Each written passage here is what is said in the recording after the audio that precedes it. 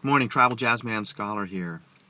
I had the opportunity in the last 6 months to listen repeatedly to some improvised saxophone solos of a friend and colleague of mine who's been very sick. Part of my effort to sort of reach out to other people was to take old recordings of his that I had assembled over many years of playing together in a quartet, and I excerpted out his saxophone solos, and then I sent them to a number of people, and it was sort of my little prayer for his recovery, that we could all be listening to his inspiring music every morning. So for 100 days, I mailed out his solos. And I also started a new job where I commute 30 minutes each way.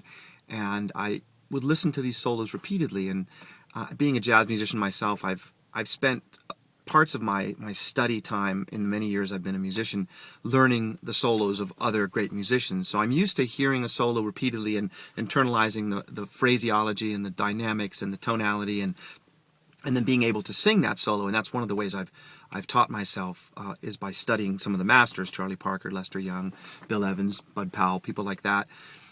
And by learning to sing their solos, I learned how the phrasing is of a master. So without intending to, I listened repeatedly to my friend's solos on the way. And the part that was unintentional was I began to learn his solos by hearing them repeatedly, short, minute-long, minute-and-a-half solos. And I've always been mystified by jazz, by music in general, but jazz in particular because it's improvised. And I've been intrigued by the allure of music. And, you know, human beings take many things for granted. Part of our ability to function in the world is not to be awed by the mystery and magic of so much of what we encounter, because to do that would be to become unable to function. So we kind of filter out a lot of the mystery and magic of the world, and we do our day-to-day business. And every once in a while, when we calm down and settle down, we can reflect on magic and mystery. And music has always baffled me because it's simply a vibration of sound waves.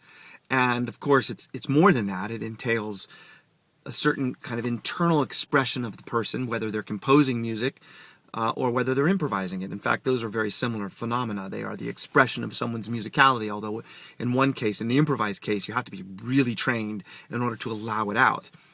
But of course, the excitement and dynamic power of something that's coming out in the moment is, in some ways, into my ears, has always been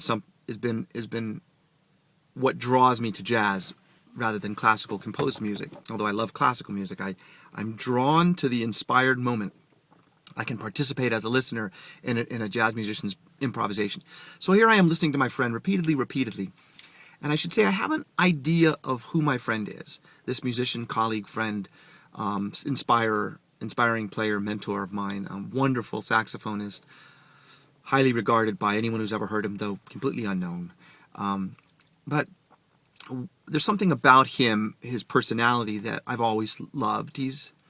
He's a little rough around the edges. He's very blunt and abrupt, but a very sweet, honest, kind human being.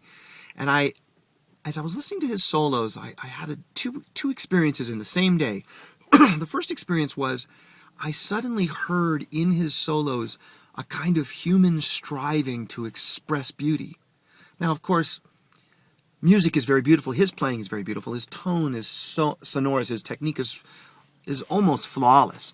And so there's just a raw beauty in his playing, even for someone who doesn't listen to jazz.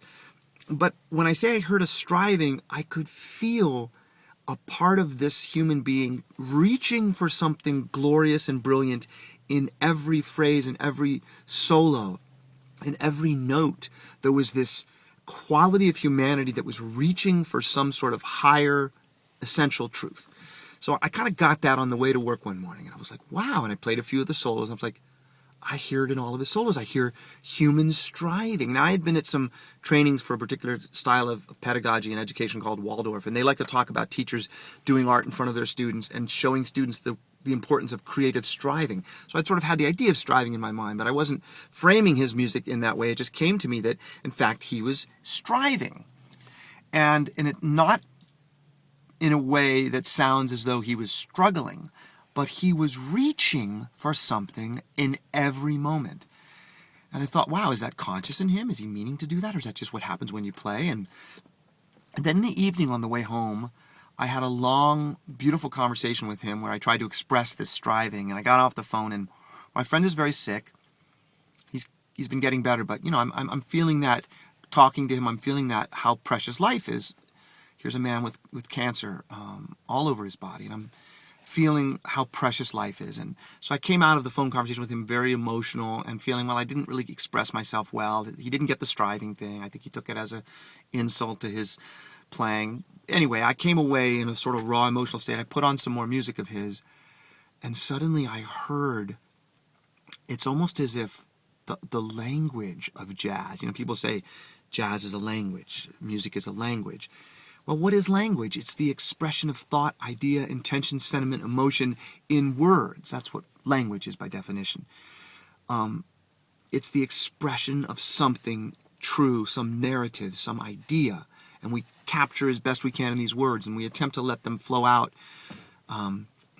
without inhibiting them or predisposing them or otherwise manipulating our words. And I suddenly heard the language of jazz as a language, and I've been listening to it since I was in my teens, and I'm now almost 50.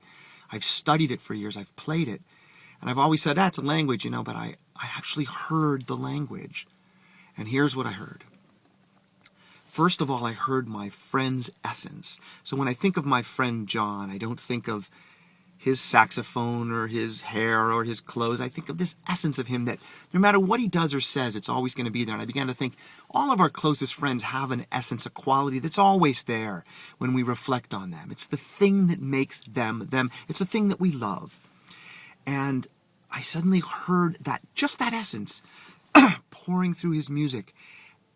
And it was speaking about the glory of life and the universe, about the deep significance and purpose of existence. And it wasn't editorializing, it wasn't a verbal expression. It didn't conjure thought. It conjured a sense in me of the deep rightness and magic of all that is. And I heard that in his music, and I was intrigued at the mystery and at the way in which a creative form of expression like music through a really well-trained artist. You see, he spent many, many years training.